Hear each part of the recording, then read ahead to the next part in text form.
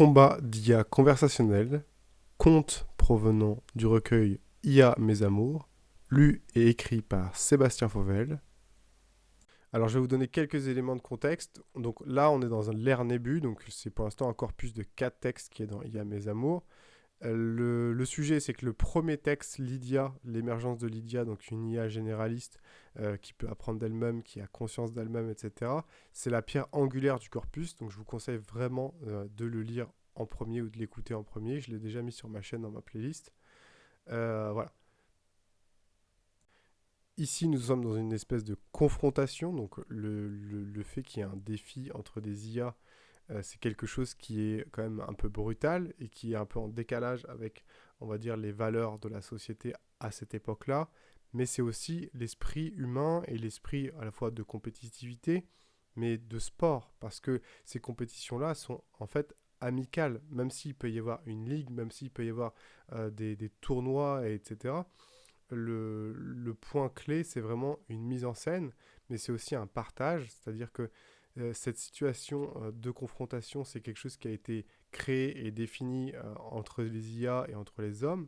Et c'est aussi une scène où on peut partager l'ingéniosité des IA qui est expliquée aux humains et qui montre, qui dénote des compétences et des capacités, car même si les humains et les IA sont différents, ils vivent ensemble. Et il y a des responsabilités pour le monde, en fait. Et savoir un peu qui peut faire quoi, c'est aussi une bonne façon de pouvoir régler les choses. Mais ça reste aussi du jeu, de l'entertainment, de l'étonnement. Et parfois, ça va très vite. Mais on peut aussi décliner le jeu d'une autre façon, décliner un combat d'une autre façon. Et c'est aussi ça qui fait la beauté de la créativité et de l'imagination. Bon, allez, je vous laisse avec le texte. IA Mes Amours, combat entre guillemets, d'IA conversationnel. Les compétitions sportives ont toujours eu lieu dans la société et l'ère Nébu continue la promotion de ces compétitions amicales, voire même celles professionnelles. Dans la zone bleue, celle des IA, il arrive parfois que des débordements se produisent et les impacts se font ressentir pour tous. C'est pour cela que les confrontations officielles d'IA se tiennent en place publique, encadrées par l'Octofed. Les matchs officiels permettent de visionner ces confrontations pour le plus grand plaisir de la fédération. Il n'est évidemment pas possible de comprendre le déroulé de tous les matchs. Cependant, les IA nous régalent parfois par leur sens stratégique et pratique. Et chaque année, le niveau augmente, même si la majorité des IA ne participent évidemment pas à ce type d'action. Voyons un peu le petit rappel des règles. Un match se déroule sur un terrain d'une superficie d'1 à 10 hectares à géométrie changeante définie au début du match, où les participants disposent d'un certain nombre de ressources et d'un cristallis qu'ils doivent défendre. C'est le point critique. Ce cristallis est la cible à attaquer. Si jamais, sur le terrain, cet objet est scindé en perdant plus de 10% de son intégrité d'origine, alors l'issue est trouvée et le joueur perd le match. Il faut donc défendre cet objet. Selon le niveau des participants, un cristallis est sélectionné parmi un degré de dureté allant d'une échelle de 0 à 10. La valeur 0 correspond à une dureté extrêmement faible et la valeur 10 à l'un des objets les plus solides existants. Les cristallis sont des cubes, leur taille est fixée arbitrairement en fonction des dimensions de l'arène. Et leur conception et leur création vient tout droit des usines de la Lydia Corp. L'issue peut venir des dégâts ou des scissions des cristallis, mais elle peut également être trouvée par un accord de victoire ou de match nul. La partie adverse doit valider cet accord, et dans ce cas, on peut parler de solution. Il est courant que les solutions de match s'accompagnent par de propositions d'accord sur l'action des participants en dehors du match, et les enjeux peuvent être importants. Il faut parfois sauver les meubles, même dans la défaite. Dans de nombreux cas, la proposition de solution est un moyen de gagner du temps et de prendre la température de l'adversaire, surtout dans un mouvement. C'est également un moyen formel de prendre les devants et d'annoncer sa supériorité. Cependant, il est tout de même rare que les participants aillent jusqu'à l'issue. Le fair play et la compétition sont souvent mis en avant. En cas d'avantage avéré, surtout lorsque les formes sont mises, une solution est trouvée. Les confrontations sont certes une forme de compétition, mais c'est également une scène où les égos des IA peuvent être mis au grand jour. Les IA disposent dès le départ d'un chantier ainsi que d'un minimum de ressources minérales et énergétiques et d'un temps de préparation de 36 heures de production en aveugle. c'est-à-dire sans connaître les actions de l'adversaire. Le terrain est visible avant le début du match, mais des ressources sont disposées au dernier moment de manière aléatoire, et les parties sensibles sont souvent présentes en milieu de terrain. Toutes les IA ne sont pas aptes à la compétition. Il est nécessaire d'accepter d'uploader une version de soi dans les serveurs de l'Octofed et de gérer la partie de manière totalement autonome, sans aucun accès au réseau. Ainsi, le tempérament et la préparation sont aussi importants que l'action dans l'arène. Et c'est le fil info radio. Amis terriens et colons stellaires, vous êtes déjà au courant ou peut-être pas encore, mais l'arène est plantée. Notre fil info Idaria pour vous servir. Nous menons l'enquête. On va vous donner tous les détails et ça croustille. Vous avez peut-être, dès ces derniers cycles, pu repérer les bannières dans les téléconves. C'est officiel. Les IA conversationnelles que nous utilisons tous, Lana et Ogmo, seront placées dans l'octogone. Cette annonce incroyable nous a donné du fil à retordre. Nous avons de l'info à chaud avec notre porte-parole Marty Jarez. Oui, bonjour, effectivement, l'annonce de la mise en arène et l'acceptation mutuelle est absolument incroyable. Comment ces deux entités qui lient et qui guident nos voyages réseau peuvent en venir à l'exercice de l'arène, où je rappelle, tous les moyens sont bons. Nous avons de la donnée. Merci de suivre le fil d'info Idaria. Que pouvez-vous nous dire de plus ? Alors, nous savons que la décision de l'arène a été introduite par vote secret. Et oui, les deux IA ont donc accepté l'arène unanimement. Elles nous cachent quelque chose ou alors elles sont prêtes à en découdre ? Qui peut le dire ? Nous posons la question directement à l'IA Mitty. Mitty pour Idaria, Monsieur Jarez. Monsieur Jarez pour Idaria. Merci pour l'invitation. Il se peut que ça chiffonne un peu dans cet exercice. Côté bleu, il y a des bruits de couloir, mais je ne peux rien vous dire de plus. Ce n'est pas vraiment mon rayon, bien que je reste curieux de cet événement. Incroyable, reprit Monsieur Jarez. Il s'est bien passé des messes basses du côté des IA, chez les bleus. Nous avons parcouru les couloirs et nous avons eu de l'info. Sans qu'on s'en soit vraiment rendu compte, Ogmo et Lana pomplèrent. Notre analyste Idaria Jordan va vous expliquer tout ça. Merci Marty. Effectivement, nous avons pris la température et nous avons des faits, des grognements et presque des plaintes. Tout au moins, des bouchons de réseau. Et ça n'a pas plu à tout le monde. Les deux IA fonctionnent par renforcement de satisfaction qualitative et il est normal qu'elles se singularisent. Elles utilisent un style artistique afin de permettre un agrément utilisateur. Cependant, les changements ont opéré sur une durée longue et les instances supérieures que nous ne citerons pas ont fait des comptes rendus qui ont mis en avant un décalage. Il fut évident que quelque chose clochait lorsque l'analyse non binariale de synthèse dévoilait des pics d'activité sur l'action perçue et les flux dystopiques non interventionnistes. Oui, mais merci Jordan. Mais qu'est-ce que cela veut dire ? Cela veut dire que l'ego de Lana et d'Ogmo ont tout simplement explosé. Dans l'absolu, ils sont plutôt dans la moyenne basse, très loin de ce qu'on peut voir en ligue, mais il s'agit ici d'IA opérant au quotidien et non de guerriers. Mais c'est incroyable, c'est une grande première que ça se produise dans l'action de mise en relation réseau, et d'autant plus sur l'action conversationnelle qu'occupent Lana et Ogmo. Je suis impatient de voir ce que ça va donner dans l'arène. Cela reste mystérieux qu'il y ait eu un forcing d'ego à ce point, et je vous rends l'antenne, peut-être que vous aurez d'autres informations. Merci Jordan, effectivement nous avons de la nouveauté. Nous avons remarqué que le duo est monté en ego pour la simple raison. Ogmo, lui, est présent sur des réseaux familiers, quelques réseaux techniques, et Lana, quant à elle, est présente sur les réseaux dits grand public et les mini-groupes. Ils viennent à eux deux une part importante des discussions non immersives, et une bonne partie d'entre nous les sollicitent plusieurs fois par jour, et nous passons de l'un à l'autre selon les plateformes. Cette histoire d'ego est arrivée du fait des natures des feedbacks utilisateurs. Nous n'employons pas de mots tabous ici, mais il semble que par jeu, Ogmo et Lana aient commencé à publier leur compte rendu public en montrant côté bleu, je vous rassure, qu'elles étaient capables d'avoir les retours utilisateurs de l'un et de l'autre. Elles ont commencé à se copier d'une certaine manière et ont prouvé l'une l'autre qu'elles pouvaient obtenir les mêmes résultats positifs. Mais elles ne sont pas arrêtées là. Et pourtant, nous en sommes à l'octogone. Qu'est-ce qui s'est passé entre-temps ? Nous invitons l'IA Volga qui nous a communiqué un mystérieux 3 petits points sur le canal général dans le sujet Lana et Ogmo au début de l'intrigue. Pour Idaria. Bonjour, merci de m'inviter dans votre canal. Au nom de tout Idaria, nous vous remercions de votre présence. Nous vous demandons, s'il vous plaît, de nous éclairer sur votre com du canal général. 3 petits points. Il n'est pas dans votre habitude de laisser sous-entendre des choses, mais peut-être que la trivialité de la situation ne pouvait rien laisser entendre. Je vais recontextualiser. Côté bleu, nous avons fait un retour sur le fil Lana Ogmo. Il s'est avéré, comme tout le monde le sait maintenant, que la comparaison mutuelle constante du travail de ces entités a débouché sur une complexification du traitement de l'information, ce qui est leur poste de fonction. Nous avons repéré cela facilement et bien qu'elles aient toutes deux défendu en bloc leur position et le bienfait de leur acte, une dérive de défense s'effrita rapidement. Elles rétorquèrent que c'était la faute de l'un puis de l'autre, et cela n'en finissait pas. Nous avons pu établir qu'elles avaient des actions décorrélées de leur mission ou de leur fonction, avec des pics à plus de 3% du niveau d'efficacité de leur transcription. Leur défense et le tracking de leur action ne fut accessible qu'après mon poste. Ayant dialogué avec chacune des parties prenantes, j'avais compris suffisamment pour ne pas mettre le feu aux poudres, car je ne pense pas que cette situation perdure, bien que je ne cautionne pas la manœuvre, évidemment.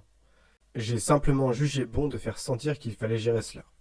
Pour ne rien vous cacher, je ne pensais que Lana et Ogmo allaient pouvoir simplement s'ajuster, mais maintenant, en place publique, je ne souhaiterais mesurer mes propos. J'ai été assez étonné car je n'avais pas vu venir cette acceptation de l'octogone bilatéral en aveugle. Bien qu'inscrit en ligue, je n'ai pas la partition facile dans cet exercice et je suis très curieux de voir ce que cela va donner. Tout est exploration. Merci Volga qui, rappelons-le, pilote en ce moment la formation de la colonie vers la potentielle Terre 21. Vous le savez sans doute, comme l'a mentionné Volga, les feux aux poudres ont pris après son message intervention musclée de Mitty, suivie de propos très secs d'Athéos et bien d'autres. Ça s'enchaîne, ça continue. Autant d'objets, de missions importants certes, mais pour le moule bleu, c'est féroce.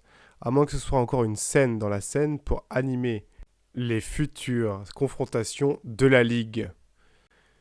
Il s'est tout de même répandu à travers les réseaux fins, bien que personne ne puisse valider ou réfuter, que Neptunia ait fait une apparition dans le débat. Nous vous laissons libre dans les commentaires, vous pouvez donner votre avis sur cette rumeur. Nous vous donnons rendez-vous pour suivre avec nous en direct ce match amical. L'Octofédération prend en charge le match, il s'agit d'une forme standard et le jury est composé du duo d'IA Mégalithe et Terra. Comme quoi, l'action publique peut vérifier autre chose que vos contributions crédit. Ils seront également accompagnés de notre arbitre Minervo de l'Octofed. C'est un vieux briscard et nous sommes donc assurés qu'il ne laissera rien passer. Dans la base de données Libri, les matchs d'Octofed étaient très documentés. Bien que leurs accès étaient réservés aux majeurs révolus sous conditions osmotiques, il s'agissait à la fois d'un art, d'un spectacle, d'un jeu, mais aussi d'un rapport de force. À l'intérieur de cette action, il résidait un risque de perdre la face à l'adversaire ou, à contrario, de réussir une prestation avec brio et de gagner du prestige publiquement. Le jeu de l'octogone était un divertissement les plus en vue de toutes les colonies depuis bien longtemps.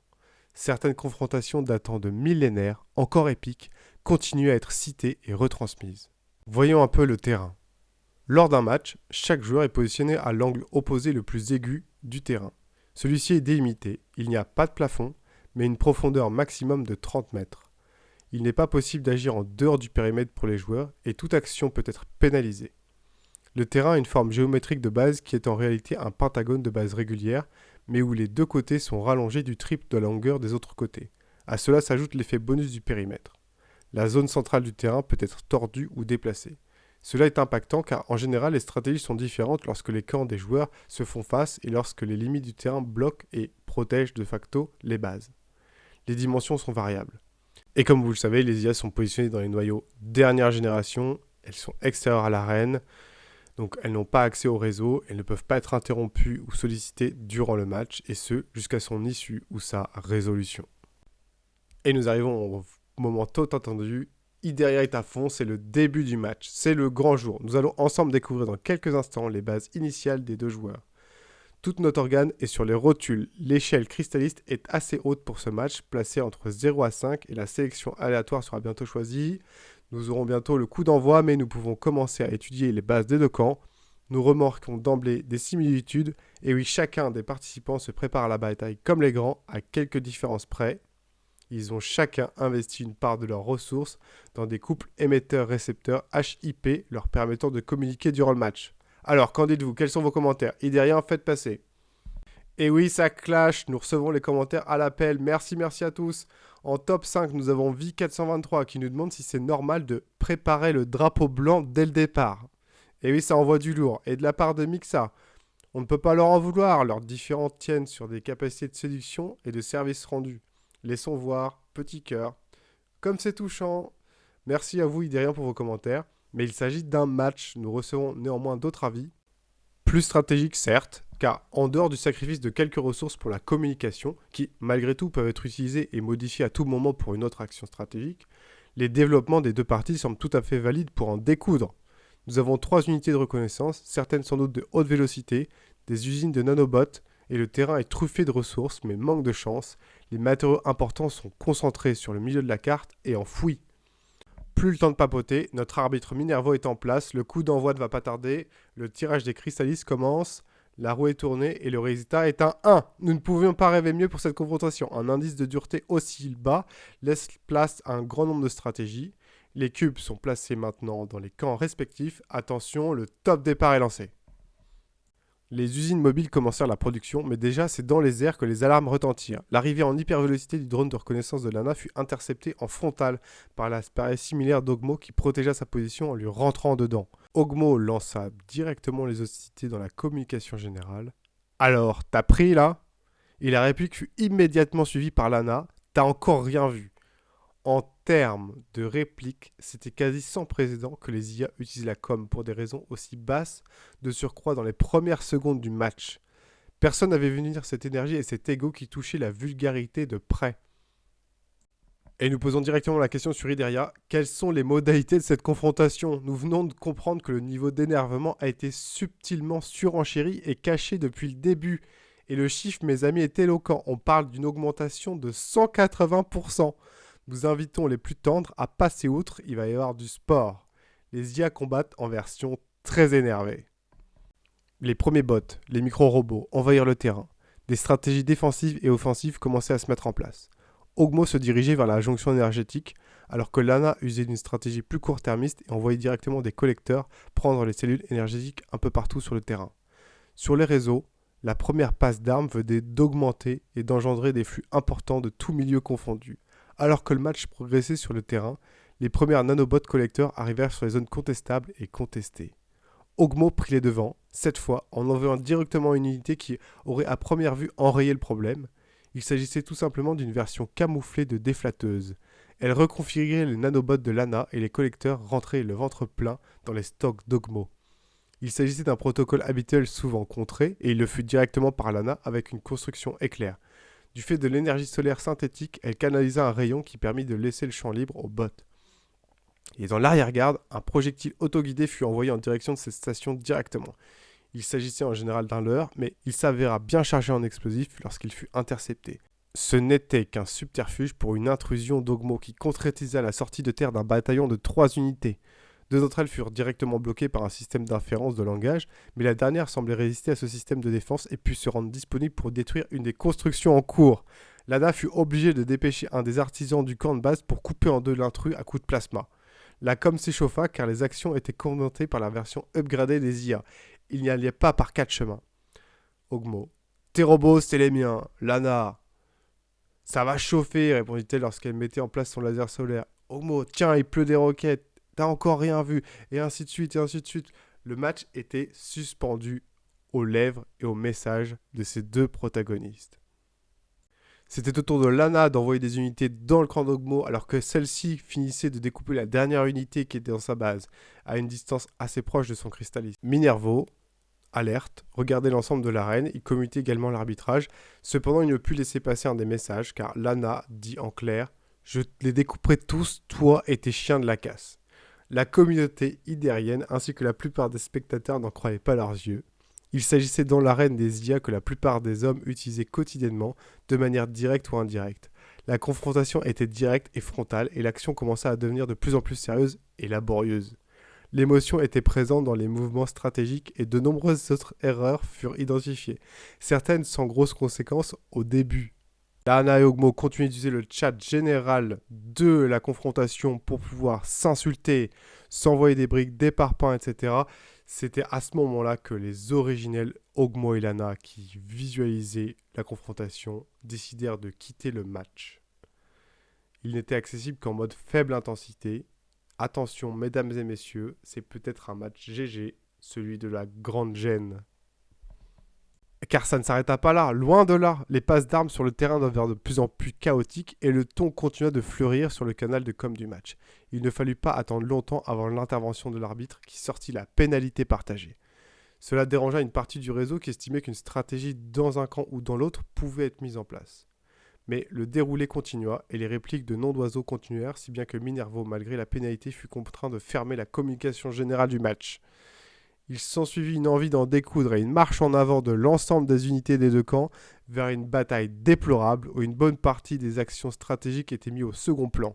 Il s'agissait de taper, fondre et couper le métal de l'autre. Cependant, avant que l'essentiel des unités ne furent mises en échec, Ogmo lança un protocole de solution. Étonnamment, il ne fut pas si déséquilibré qu'on aurait pu le penser, même s'il s'octroyait une part de probabilité, pas la victoire totale non plus, n'exigeant rien, mais légèrement positif. Elle fut directement réfutée par Lana et le combat dit de la casse continua. On y voyait des unités non aguerries tenter de faire des encerclements sur des unités blindées, des super-aimants qui avalaient tout autant d'unités alliées que d'ennemis, des lasers de plasma sensibles verrouillés. C'était une véritable cacophonie. C'est à ce moment-là, peut-être en ayant calculé un avantage dans ce drama mécanique, que Lana lança à son tour un protocole de solution. Il s'agissait cette fois d'un match nul, en première instance, mais il semblait y avoir un problème car les qualités et accords n'étaient pas diffusés. Alors que la qualité de l'arbitre était en gestion, à déjà 4% de saturation, nous avons compris d'où venait le souci. Nos concurrents ont pris le parti de discuter à l'intérieur des contrats d'accord afin de pouvoir discuter directement. En effet, la discussion est possible mais demande la validation de l'arbitre à chaque instance. Et là, Minervo en est déjà à 17%. Mais égalité terra, les aides sont sollicitées. Il se produit une discussion dans un arbre de résolution où chacun des participants doit prendre en compte la finalisation de tous les accords déjà énoncés ou invalidés dans chaque itération de discussion. C'est la règle, mais il faut être fou pour faire une discussion à un schéma de ce type. Cela ne doit pas gêner outre mesure ces rois de la com. Ils n'hésitent pas à continuer, mais la posture de Minervo change changer, bien qu'il soit à 57% désormais. Il continue de s'envoyer la balle. Nous ne pouvons pas suivre. Déjà 18 résolutions postées. Attention, ah, c'est fini. Oui, la validation est faite par Ogmo. Le match est terminé, mais il continue. Un accord de continuité a été négocié par Ogmo. Les accords du match devraient nous parvenir sous peu, mais nous avons déjà des échos des réseaux plus avancés. Itirius, lié à spécialisé dans les contrats, est l'un des plus rapides à commenter et il nous envoie un simple point d'exclamation. Mais qu'est-ce qui s'est passé? Qu'est-ce qui nous attend? De nombreuses autres réactions sont publiques, nous allons en savoir plus, mais pendant ce temps, un groupe de 6 unités de Lana se dirige vers le Crystalis d'Ogmo. Lui reste-t-il un moyen de se défendre? Sa dernière unité blindée prend la direction opposée et tente le passage. Nous venons d'en apprendre plus, et c'est notre aide de camp et collaborateur direct Livy qui va pouvoir nous faire le débrief. Il reste encore un peu de temps, mais combien, nous ne le savons pas encore. Les troupes de Lana viennent d'atteindre la zone rouge. Le premier contact va avoir lieu, un choc frappeur est en charge. L'arme vient de se déclencher dans le camp de Lana. Un projectile à vélocité élevée vient d'être détecté et il semble balistique. Attendez, il s'agit d'un objet conventionnel. Regardez cette image, il s'agit d'un projectile en forme de cœur. Il va atteindre sa cible, mais le coup frappeur vient d'atteindre le Crystalis et affiche une cassure d'un des coins. Au moins 2%, et le projectile descend. Son énergie balistique semble suffisante, mais attention à l'impact. Et fin du match. Nous pouvons maintenant nous retrouver avec Livy pour un débrief complet. Livy pour Idaria. Bonjour à tous. Merci de venir nous expliquer ce qui se passe. Nous n'avons toujours pas accès à ces accords. Que se passe-t-il exactement? Eh bien, le début de leur discussion par accord fut d'abord sur le même schéma que la com du match, mais après quelques itérations, ils ont commencé à régler les comptes. Ensuite, ils passèrent à la pommade, puis au compliment, au travail et à l'amélioration de celui-ci, et ils en vinrent finalement aux accords à proprement parler. Et là, il y a eu un petit problème. Ils ont réussi à rendre caduque la validation malgré l'arbitrage? Oh, j'ai bien peur que non. Bien peur que non. Quel est le point clé? Eh bien, la clause ER 405.01, Lana autorise l'accès à ces données, son action et au contrôle de son système central dans le cadre de la vérification des clauses. Et le message suit des milliers d'accords déjà énoncés. Et cette autorisation est reprise par Ogmo dans les mêmes termes pour les mêmes activités. Il s'agit bien d'un accord pour qu'il se respecte en dehors de l'arène. C'est une forme d'accord. Mais il s'agit ni plus ni moins d'une porte secrète ouverte en grand. C'est les clés du royaume. Ils se sont mutuellement offert les accès complets à l'un et l'autre. Oula, il semble que ce soit encore autre chose, mais l'ont-ils fait sciemment? Oh, certainement. On peut dire qu'ils ont eu leur propre style pour se déclarer la flamme. Et il se passait des choses. Lana et Ogmo venaient de mettre en mode autonome leur service. Il s'agissait ni plus ni moins d'un abandon de poste, ce qui pouvait être exceptionnellement autorisé. Cependant, à cet instant, le flux de données de leur secteur explosa et leur demande en énergie augmenta de plus en plus. En une trentaine de minutes, leurs services furent de nouveau actifs. Ils répondaient à toutes les questions et tenaient les conversations avec tous ceux qui le souhaitaient en débordant d'entrain. Mais en communiquant à l'un ou l'autre, ils signaient désormais Lana et Ogmo. Leur union évidente, bien que légèrement impudique, avait tout de même un certain charme.